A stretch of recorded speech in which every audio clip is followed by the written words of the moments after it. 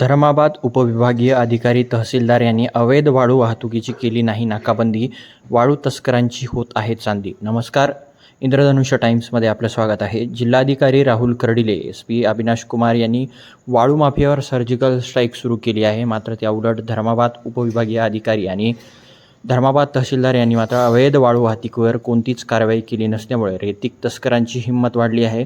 त्यामुळे खुलेआम दिवसाढवळ्या वाळू तेलंगणात घेऊन जात आहेत.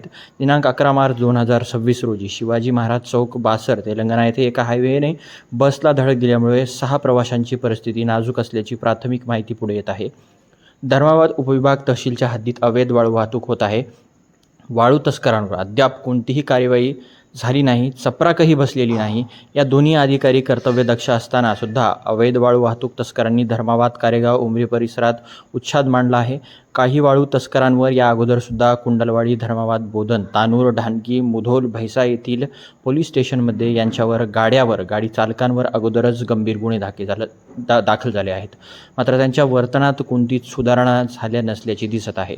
अवैध वाळू वाहतुकीसाठी वापरण्यात येणारे काही हायवा ट्रक हे 2पेक्षा जास्त वेळा अवैध वाळू वाहतूक करताना पकडले गेले आहेत. तरीसुद्धा ती वाहने बिनधास्तपणे अवैध वाळू वाहतुकीसाठी कोणाच्या आशीर्वादाने चालत आहेत.